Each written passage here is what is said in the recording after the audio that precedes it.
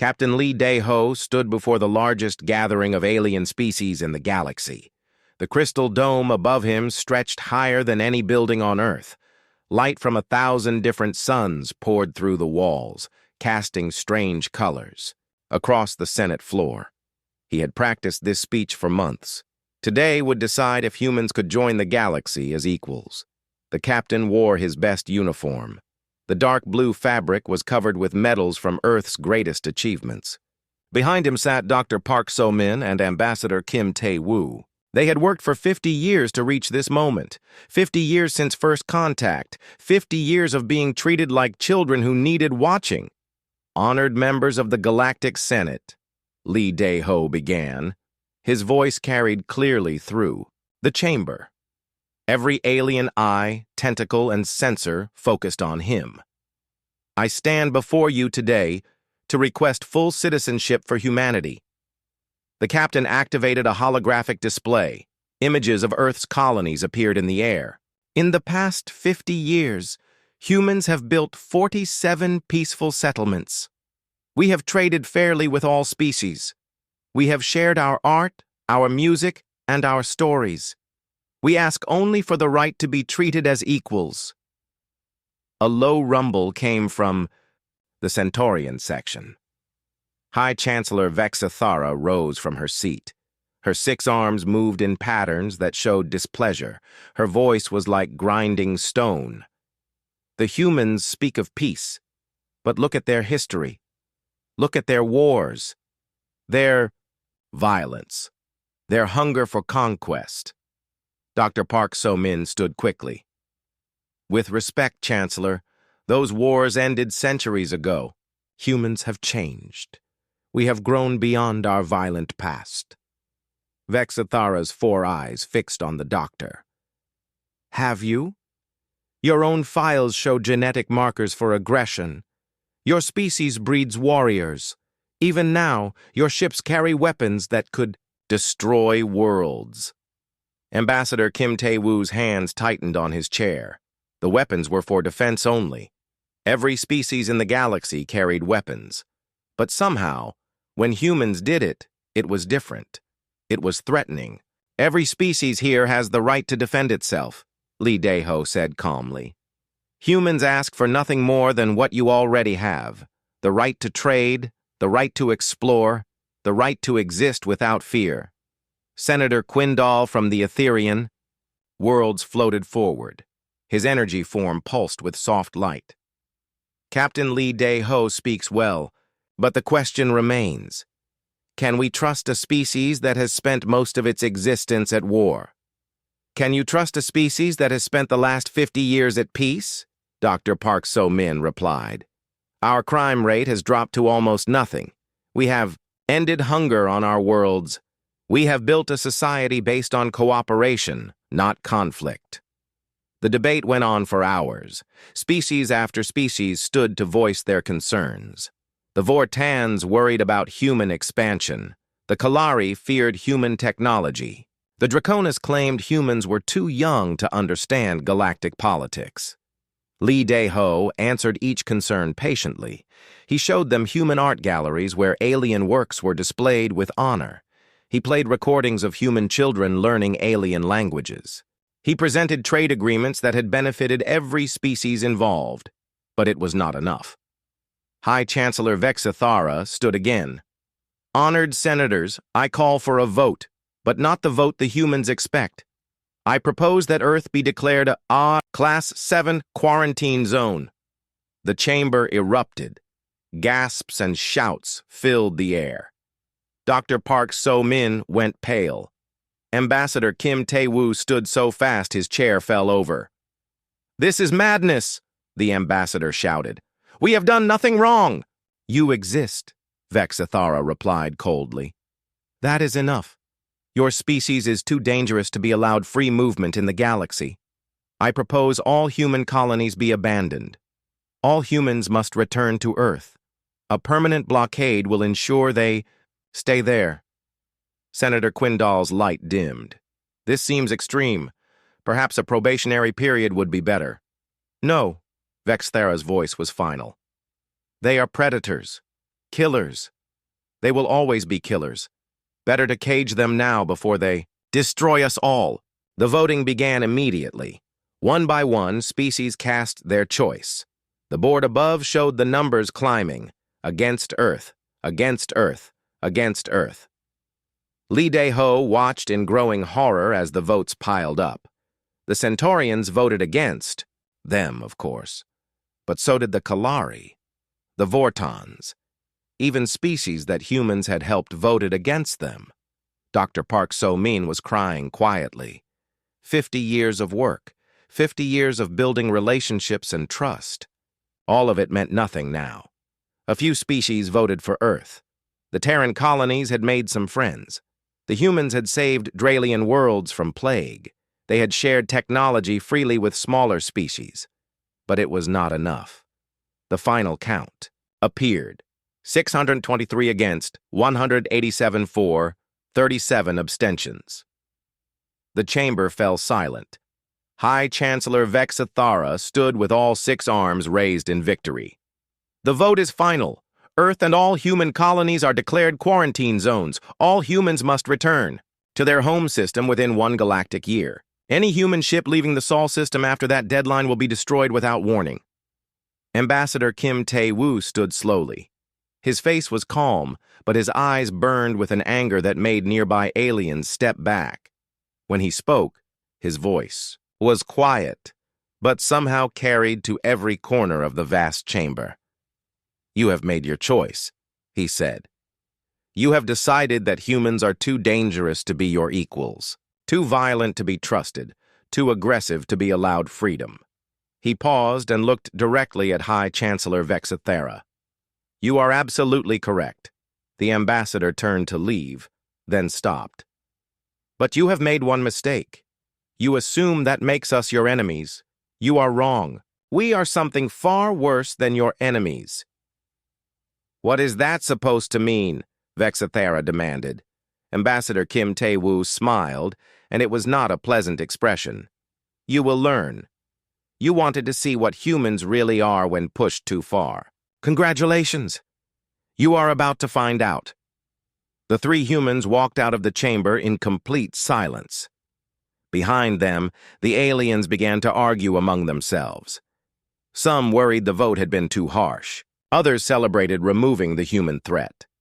None of them noticed the small device Dr. Park So-min had left behind. None of them suspected it was recording everything they said. None of them realized that the vote they had just cast would be remembered as the greatest mistake in galactic history. As their ship lifted off from Nexus Prime, Lee Dae-ho sent a coded message to Earth. "Olympus has fallen. Activate Prometheus Protocol." On Earth, that message would reach people who had been waiting for this possibility. People who had spent decades preparing for the day when diplomacy failed.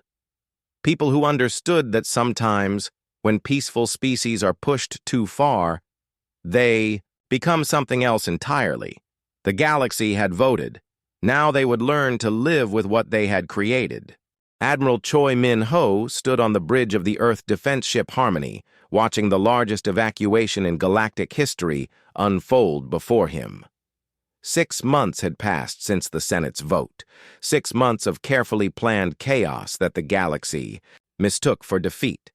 Through the main screen, he could see transport ships lined up like pearls on a string. Each one carried thousands of humans away from colonies they had called home for generations. The sight should have filled him with sadness. Instead, it filled him with cold satisfaction. "Admiral," called Captain Han Min-ji from her position at the communications station. "Transport Convoy 7 is loaded and ready for departure from New Geneva Colony." "Send them home," the Admiral replied. His voice was calm, but those who knew him could hear the steel underneath. "Make sure they follow flight path Delta 7. Dr. Yoon Ji-hai stood beside him, watching families board the transports through the security feeds. Children clutched toys and looked back at the only homes they had ever known. Parents tried to comfort them while hiding their own tears. "This is heartbreaking," she whispered. "These people have lived here for 3 generations. New Geneva was as much their home as Earth." "Was," the Admiral agreed. But they are about to become something more important than colonists. They are about to become weapons. Dr. Yoon looked at him in shock. Weapons! These are families, children, innocent people. Every human is a weapon now, Admiral Choi replied. The galaxy has declared us too dangerous to exist freely. They want to see what dangerous humans look like. We are going to show them. On the surface of New Geneva, Major Kang Soo-jin supervised the final evacuation procedures. Her soldiers moved through the colony like a precision machine.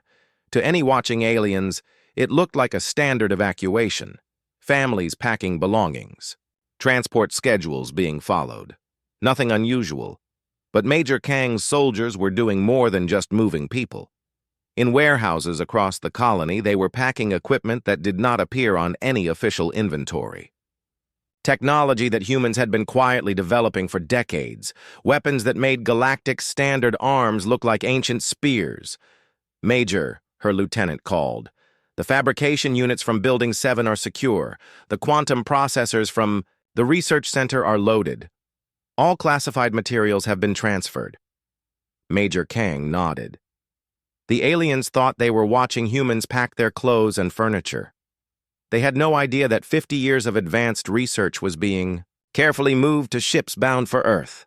What about the deep storage facilities? She asked. Emptied and sealed. The self-destruct charges are set for 12 hours after our departure. It will look like a standard sterilization protocol. Perfect. The aliens will think we are just cleaning up after ourselves. They will never know what we really built here. Professor Nam Woo-bin was studying the psychological profiles of the evacuees when he made his discovery. He had expected to find depression, fear, and anger in the population. He found something else entirely. This is remarkable, he told Dr. Yoon over the secure communication link. The evacuation is not breaking human spirit. It is forging it into something new.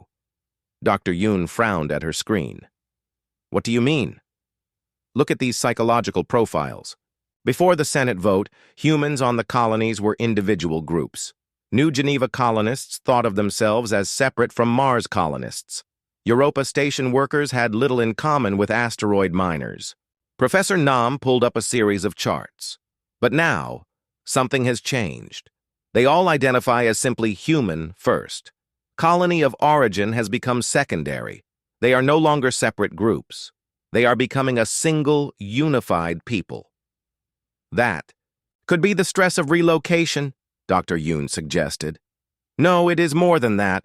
Look at the anger patterns. Before the vote, humans directed anger at specific problems: crime, politics, local issues. Now, 100% of subjects show anger directed at a single target, the galaxy that rejected them. Professor Nam leaned back in his chair. Dr. Yoon, we are witnessing the birth of something the galaxy has never seen. A species with over 200 million individuals, all focused on a single purpose, all united by a single cause. Back on the Harmony, Admiral Choi received another coded message. He read it twice, then smiled coldly. Captain Han, signal all transport convoys. Implement Protocol Omega Phase 2. Captain Han Min-ji hesitated. She had read the Protocol Omega files. Phase 2 meant that this evacuation was not what it appeared to be. Sir, are you certain? Once we begin Phase 2, there is no going back. The galaxy has already made sure there is no going back, the Admiral replied. They want us gone. They shall have their wish. But they will discover that a caged predator is far more dangerous than a free one. Across the galaxy, similar scenes played out on 46 other colonies. Human families boarding transports, human workers packing equipment, human children saying goodbye to alien friends. But hidden beneath the sadness and chaos, something else was happening. Equipment that did not officially exist was being moved. People with skills that were not on any records were being quietly reassigned. Research that the galaxy knew nothing about was being transferred to secure locations. The aliens monitoring the evacuation saw exactly what they expected to see: a defeated species retreating to their home system. They counted transport ships and verified passenger manifests. They made sure no weapons or dangerous technology was being removed. They never thought to look for things that were not supposed to exist. On transport ship Golden Dawn, former New Geneva teacher Kim So-young was helping settle families into their temporary quarters. She moved among the passengers, offering comfort and organizing activities for the children. "Will we ever see our home again?" asked little Park, Jin-ho, barely 6 years old. Kim So-young knelt down to his level. "Someday, Jin-ho, someday we will see all the colonies again. But they will be different then. Better." "How will they be better?" The teacher smiled, and for a moment the child saw something in her eyes that was not entirely gentle. "Because next time, we will not be asking permission to live there." Dr. Yoon Ji-hae was reviewing the final evacuation reports when she noticed something strange. The numbers did not add up correctly. According to the galactic monitors, all humans were accounted for. But her own internal counts showed several thousand people missing. She contacted Major Kang Soo-jin on a secure channel. "Major, we have a discrepancy in the population numbers. Where are the missing colonists?" Major Kang's voice was carefully neutral. "What missing colonists, Doctor? All registered residents have been evacuated according to schedule. But our internal records show—" "Doctor?" Major Kang interrupted. "Our internal records show exactly what they are supposed to show. All colonists have been safely evacuated. There are no missing persons." Dr. Yoon understood. There were humans who had never been on the official colonial records, people who had been living in the deep spaces, between colonies, people whose job it was to remain hidden when the galaxy came looking. The evacuation was not complete. It was not supposed to be. Admiral Choi Min-ho watched the last transport ship leave New Geneva orbit. In 12 hours, automated systems would sterilize the empty colony. The aliens would be satisfied that humans had followed orders and left no trace of their presence. What they would not know was that deep beneath the surface, sealed facilities would survive the sterilization. Facilities that were not in any official records. Facilities that would remain hidden until humans decided it was time to return. "Admiral," Captain Han Min-ji reported, "all convoys are clear of colonial space and en route to Earth. Phase 2 is complete." "Excellent. Signal Earth Command. Tell them the pieces are in position. The galaxy wanted to see what happens when you corner a predator. They are about to learn." As the Harmony turned toward Earth, Admiral Choi allowed himself one last look at the colonies humanity was abandoning. They would be back, but when they returned, it would not be as refugees or exiles. They would return as conquerors.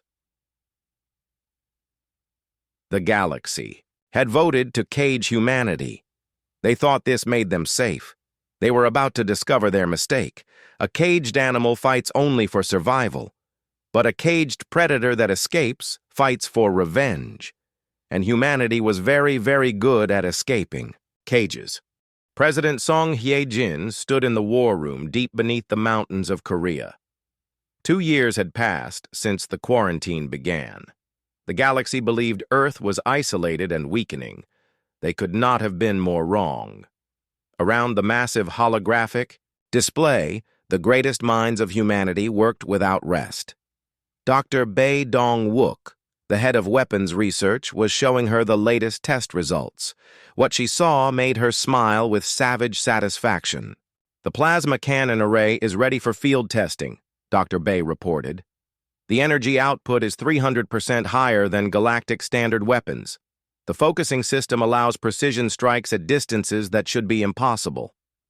"President," Song studied the data flowing across the screens. "And they still have no idea we have this technology?" "None. To them, we are still using the primitive weapons they saw 50 years ago. They have no concept of what we have built in secret." Commander Park Jin-woo entered the room, his expression grim but determined. His intelligence network had been thought destroyed when the quarantine began. In reality, It had simply gone deeper underground. "Madam President," he said formally, "I have reports from all 7 target systems. Our people are in position." President Song nodded. The galaxy thought all humans had returned to Earth. They were wrong. Thousands of humans remained scattered across the galaxy, hidden in plain sight. Some had married aliens and taken new identities.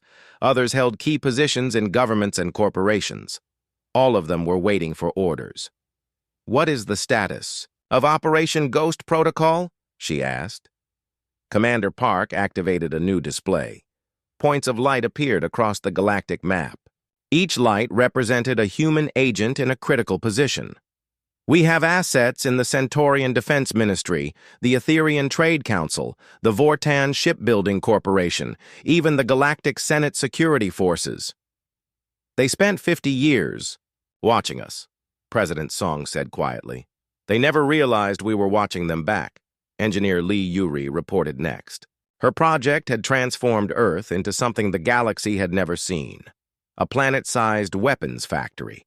Every major city had been converted, every resource redirected, every human mind focused on a single goal.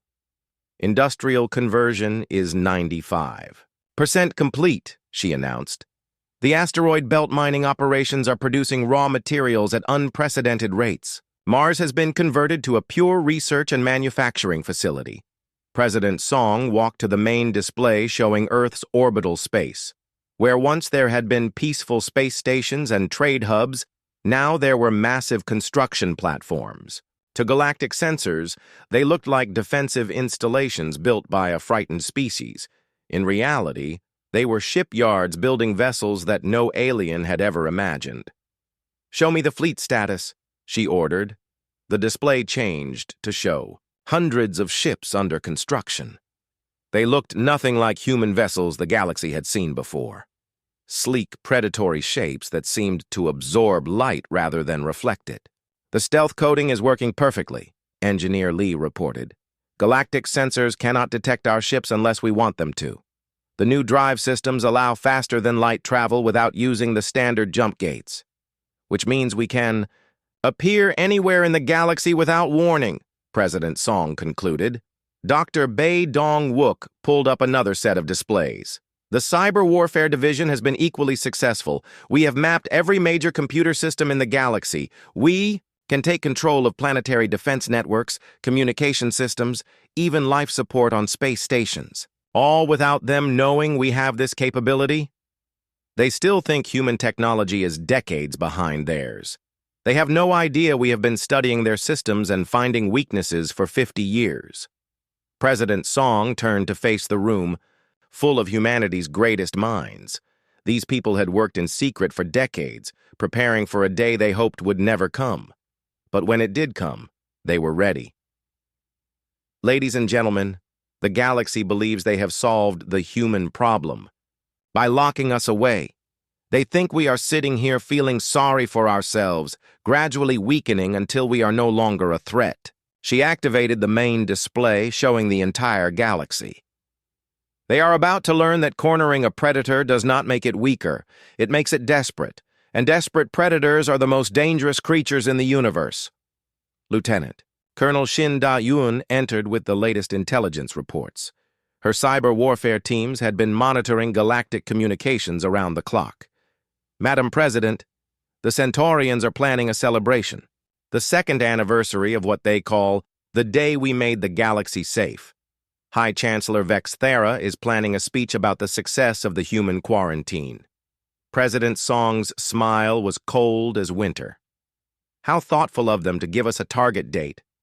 What about the other species?" "The Etherians are increasing trade now that they do not have to compete with human merchants. The Vortans are expanding into former human territories. Most species seem to have forgotten we exist." "Perfect. Complacency will make our job easier." "Commander."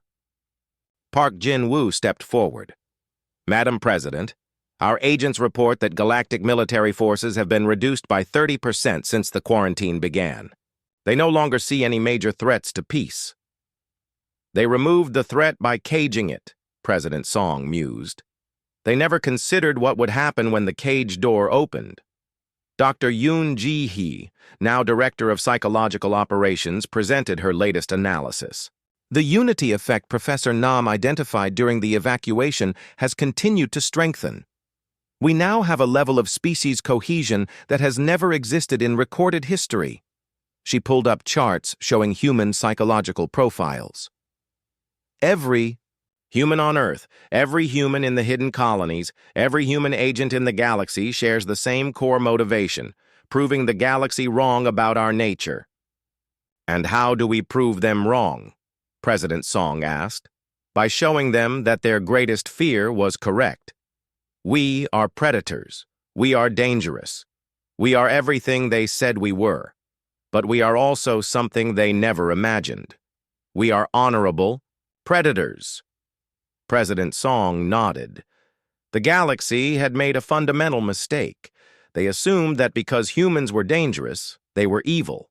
They assumed that because humans were warriors, they could not be trusted. They would learn the difference. Engineer. Lee Yuri brought up the final construction schedules. The fleet will be ready in 6 months. All weapon systems will be online. All personnel will be trained and equipped. And our targets? Commander Park answered. 7 homeworlds, every species that voted for the quarantine. We will visit them. All on the same day. President Song looked around the room at the faces of her people. 2 years ago, they had been scientists, engineers, teachers, and farmers. The galaxy's vote had transformed them into something else, a unified force with a single purpose. The galaxy wanted to see what humans become when they are threatened. They will get their wish. But they will also learn what humans become when they are betrayed. She activated a communication link to every human facility on Earth, Mars, and the hidden bases throughout the solar system. Millions of faces appeared on screens across the room, all looking to her for leadership. My fellow humans, she began. For 2 years we have prepared in secret. We have built weapons the galaxy cannot imagine. We have trained forces they do not know exist. We have planned an operation that will change the balance of power forever. The faces on the screens showed the same expression. Cold determination, the eye. Galaxy declared us too dangerous to be free. They were right. But they made one crucial error. They assumed we were their enemies. We are not their enemies. We are their teachers.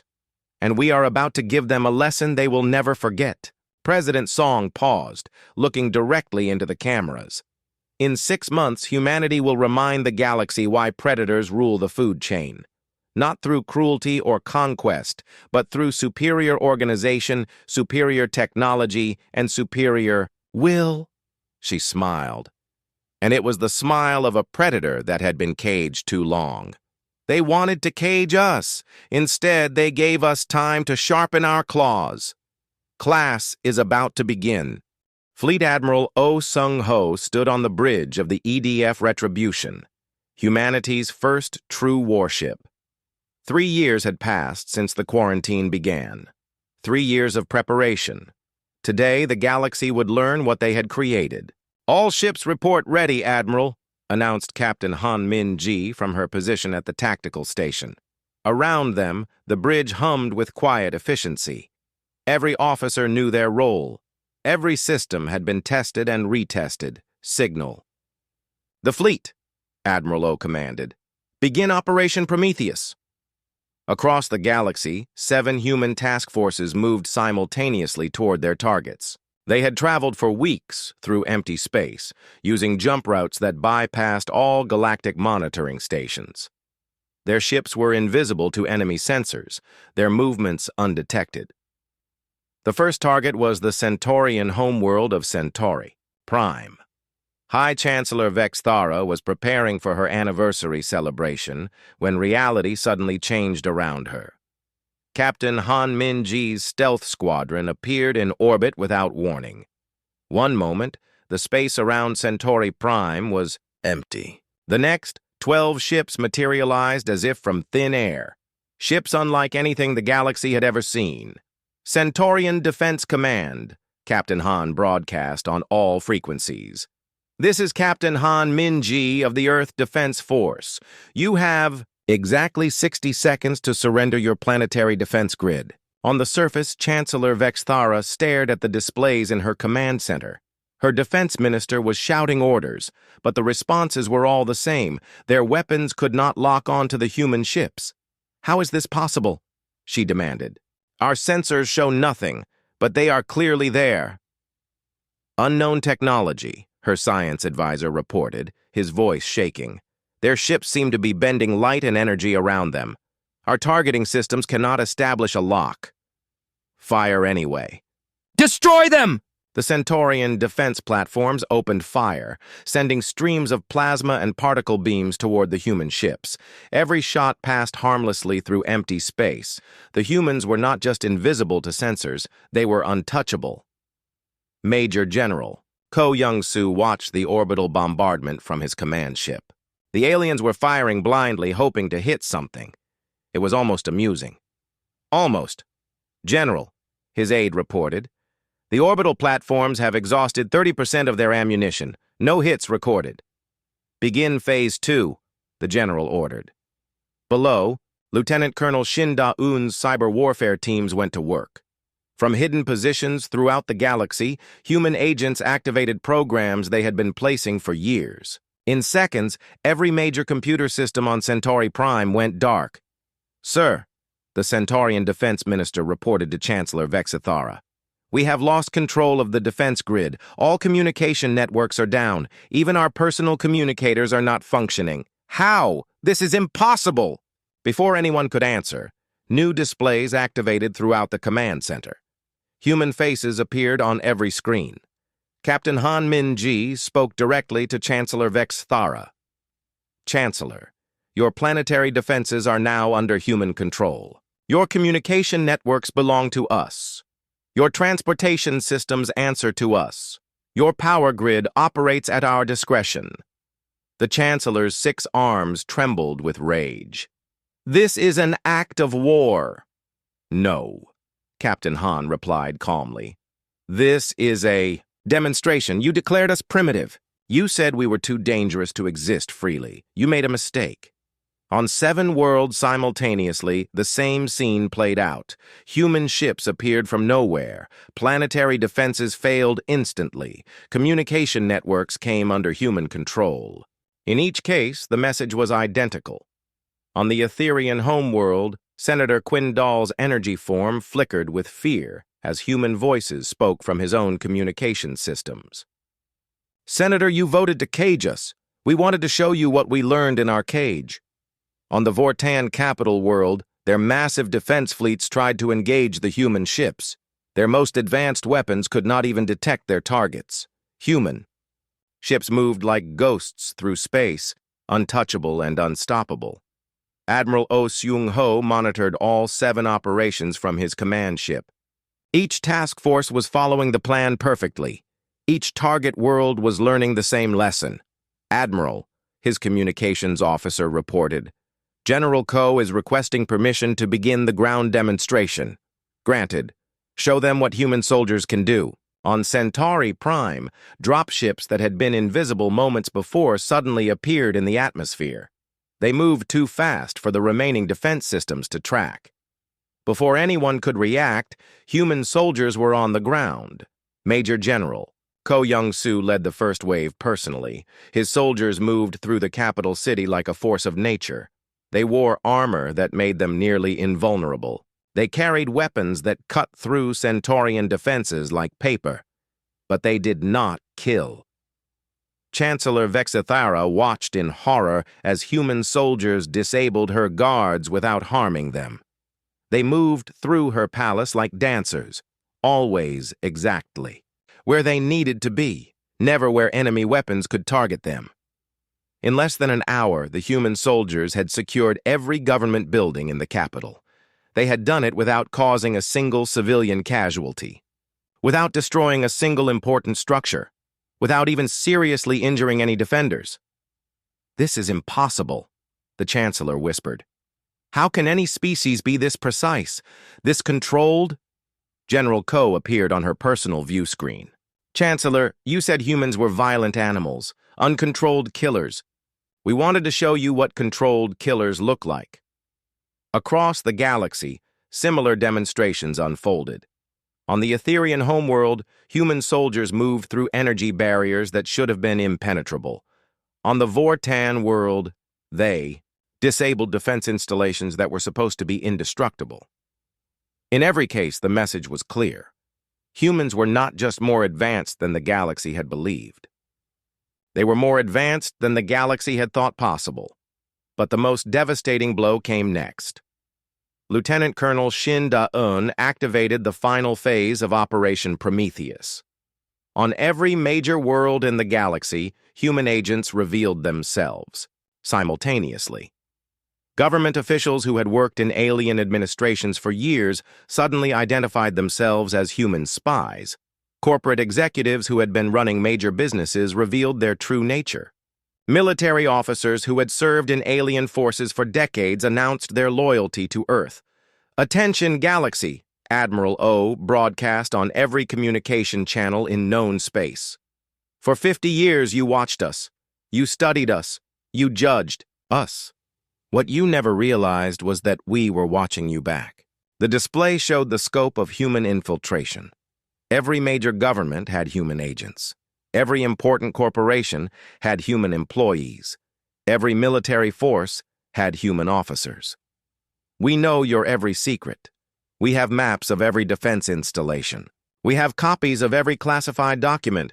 We have been living among you for decades and you never knew. On Centauri Prime, Chancellor Vexithara realized that her own aide, who had served her faithfully for 15 years, was human. Her personal security chief was human. Even her closest advisor was human. "How long?" she whispered. "Since the day after first contact," her aide replied sadly. "We hoped it would never come to this. We hoped you would accept us as equals. You chose differently." Admiral O continued his broadcast to the galaxy. "You wanted to know what makes humans dangerous. You wanted to see our true nature. Very well, our true nature is this. We are predators. Yes, but we are patient predators. We plan, we prepare, we wait." The display showed human ships appearing in orbit around dozens of worlds, not to attack, but to demonstrate their presence, to show that humanity could reach any target, any time, without warning. We could have destroyed your homeworlds today. We could have conquered your governments. We could have enslaved your populations. We chose not to. Do you know why? On Centauri Prime, Chancellor Vexithara found herself leaning forward, desperate to hear the answer. Because that is what inferior species do. Superior species do not conquer. They teach. Admiral O's image appeared on screens throughout the galaxy. His expression was calm, almost gentle, but his words carried the weight of absolute certainty. Today's demonstration is complete. We have shown you our capabilities. We have revealed our presence among you. We have proven that your fears about human nature were justified. He paused, letting the implications sink in.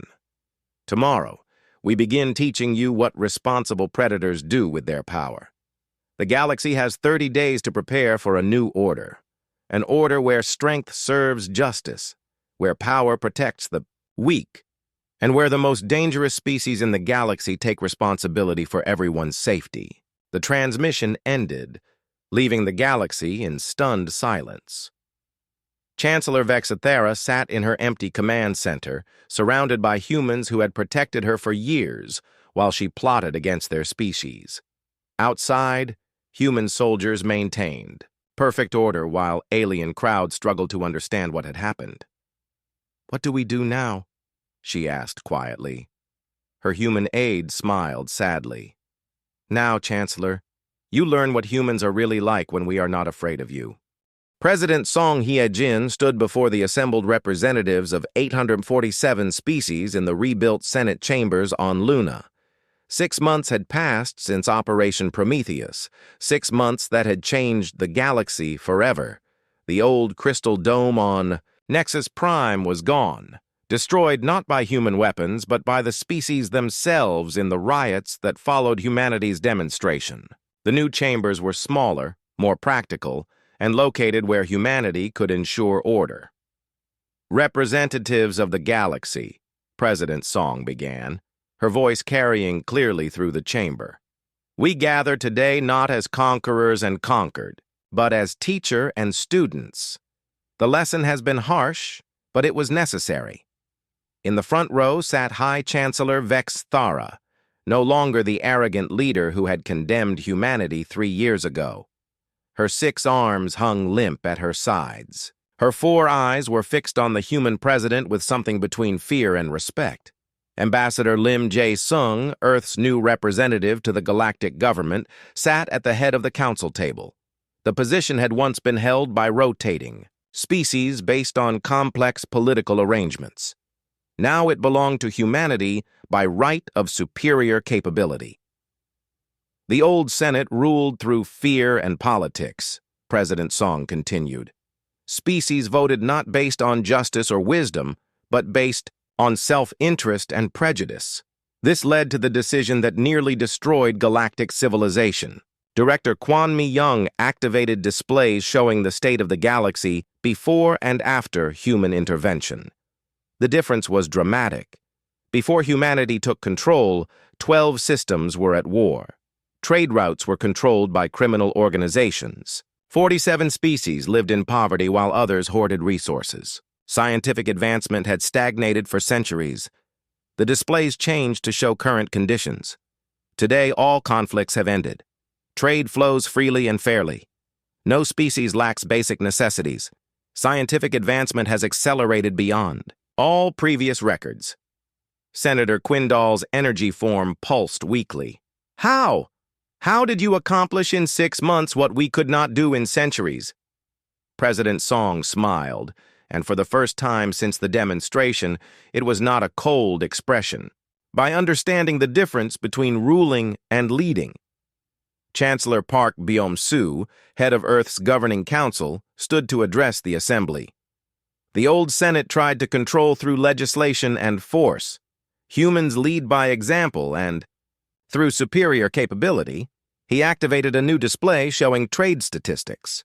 Human merchant ships now patrol all major trade routes.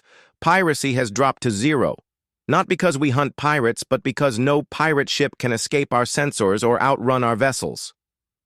Human engineering teams have visited every underdeveloped world," Director Kwon added. "We have shared technology freely. We have built infrastructure without asking for payment. We have lifted species from poverty to prosperity in months." Chancellor Vexathara finally found her voice. "Why? Why help species that voted against you? Why lift up those who wanted to destroy you?" President Song looked directly at the Centaurian leader. "Because that is what superior species do, Chancellor. Inferior species seek revenge. Superior species seek improvement." Ambassador Lim stood to present the new galactic constitution. The old system was based on the idea that all species were equal. This was a lie. Species are not equal in capability, wisdom, or achievement. The new system acknowledges this reality. The document appeared on screens throughout the chamber. It was remarkably simple compared to the thousands of pages of legislation that had governed the old Senate. "The new galactic order operates on 3 principles," Ambassador Lim explained. "First, capability determines authority. Species that can solve problems are given the authority to do so. Second, power serves justice. Those with greater capability have greater responsibility to protect those with less. Third, advancement benefits all. No species may hoard knowledge or resources that could benefit others." "What about self-governance?" asked the Draken representative. "What about species sovereignty?" "Maintained and protected," Ambassador Lim replied. "Every species governs itself as it sees fit, within their capabilities. But when problems arise that exceed those capabilities, more capable species have the responsibility to assist." Director Kwon activated displays showing the new administrative structure.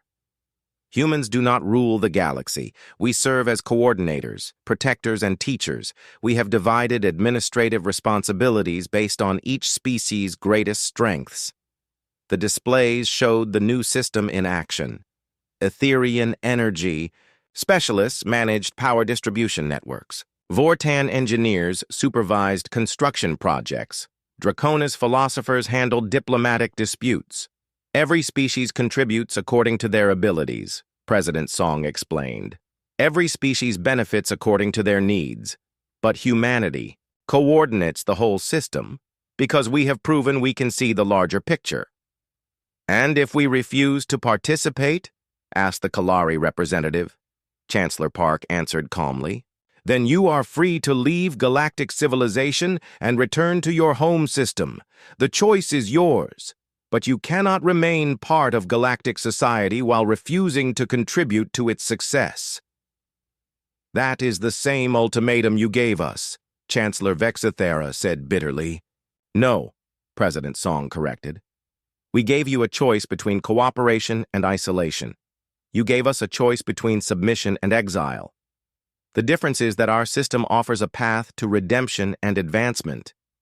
Your system offered only permanent punishment.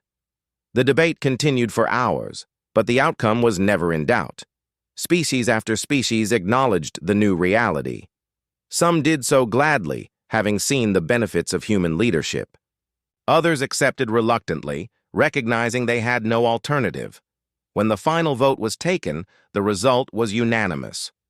847 species in favor of the new galactic order, 0 opposed. Professor Nam Wubin, now Director of Psychological Integration, presented his analysis of the transformation. The galaxy has experienced the most rapid positive change in recorded history. Crime rates have dropped to historic lows. Scientific advancement has accelerated exponentially. Interspecies cooperation has reached unprecedented levels. How is this possible? Senator Quindal asked. How can one species create such rapid change? Because humans understand something the old Senate never grasped, Professor Nam replied. Order does not come from laws or regulations. Order comes from having a species powerful enough to enforce justice and wise enough to use that power responsibly. President Song stood for her closing remarks. 3 years ago, you voted to cage humanity because you feared our nature. You were right to fear us. But you were wrong about what that fear should have taught you. She looked around the chamber at the faces of species that had once condemned her people. You should not have tried to cage the predator. You should have asked the predator to hunt for you. The galaxy is vast and dangerous. There are threats. You cannot imagine lurking in the darkness between stars. There are challenges that will require every species working together to overcome.